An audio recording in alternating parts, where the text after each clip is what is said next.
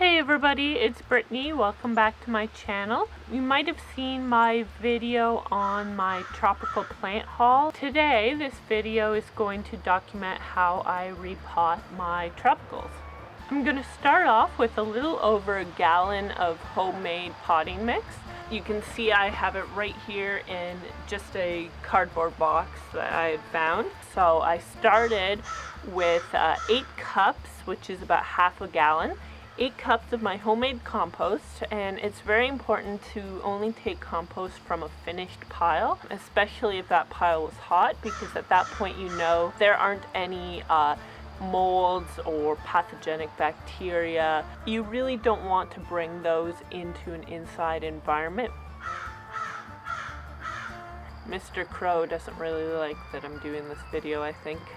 In with my 8 cups of homemade compost are 8 cups of peat moss.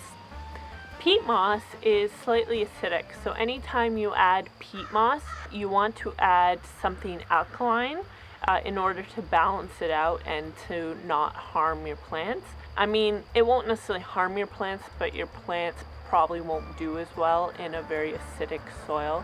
So when it comes to peat moss, a lot of people use dolomitic lime, which is alkaline, and they'll add about 2 tablespoons of dolomitic lime to a gallon of peat moss. And like I said, a gallon is 16 cups. So since I had 8 cups of my peat moss, then I put 1 tablespoon of dolomitic lime. So once I've added my peat moss and my dolomitic lime, lastly I'll put in 2 cups of vermiculite. So what you end up having roughly is a mix that's about 1 part vermiculite, 4 parts peat moss, and 4 parts compost.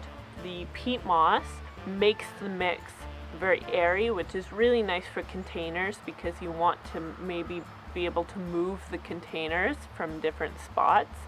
So it's nice to have a mix that's a little lighter.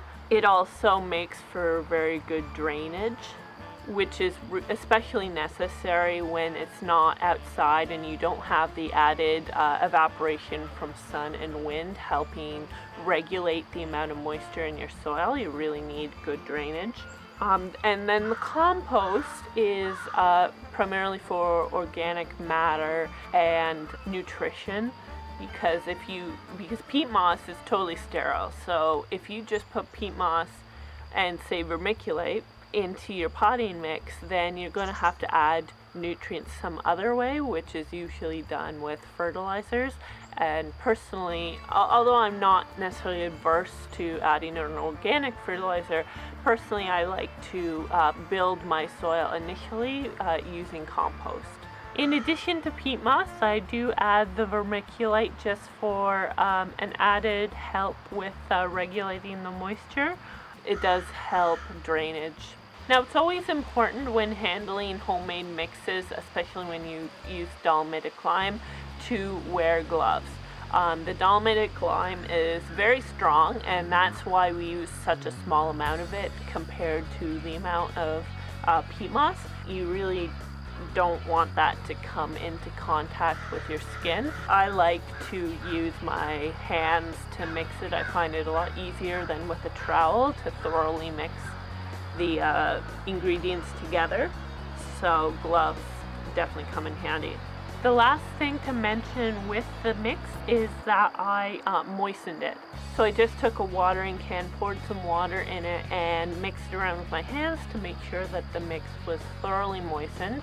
And that's just so that when I put it into the pot with the plant, that I don't necessarily need to water right away. When repotting plants, it's important to remember one big thing, and that's to only repot it into a pot that is slightly larger than the pot that's already in.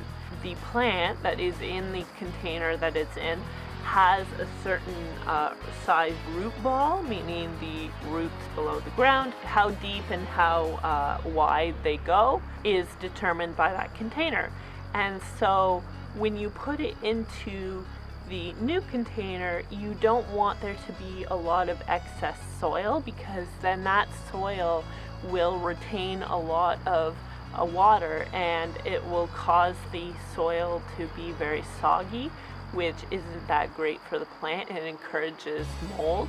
So as an example, here's my lemongrass plant in its original container, and I have chosen a container that is just slightly larger. And the best way to look at this is to put the original pot into the new pot. And as you can see, it fits in there. It looks a little bit taller, but the thing is the soil level in the original pot isn't that high, so ultimately it'll still be a bigger container when I put it in. But you can see sort of, I can fit maybe a finger in between the original pot and the new pot. So that's really ideal when you're repotting plants. So I'll start off with my lemongrass plant. I have my trowel right here, and I'll start off by putting some of the potting mix into this new pot. I make sure to only fill it about 1/3 of the way, because of course all the soil that's in this original pot is going to go into the new pot along with the plant. So here's my lemongrass, and now it might be tempting to some people to want to take the plant out by grabbing the stem and just pulling, and you really want to avoid doing that because that really increases the risk of snapping your plant.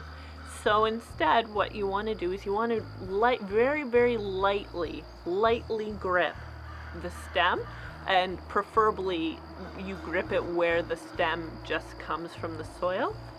And then you turn it over like this, and you sort of squeeze the sides. You just want to loosen the soil.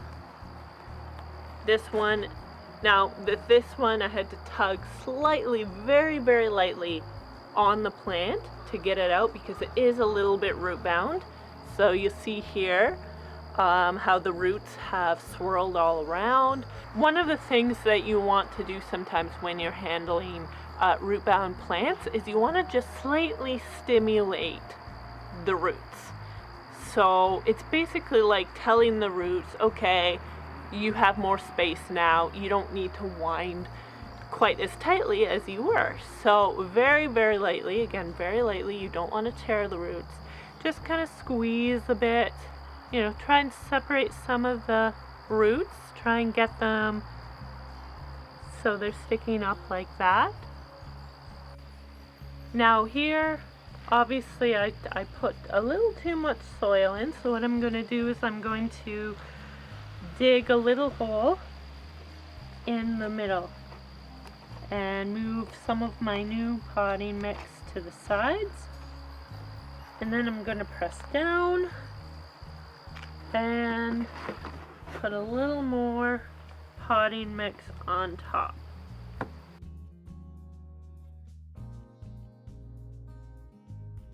And what you have is a nicely repotted plant. You see I give a little press down, not too hard, but you want to kind of remove any air that might have got caught underneath, under the roots.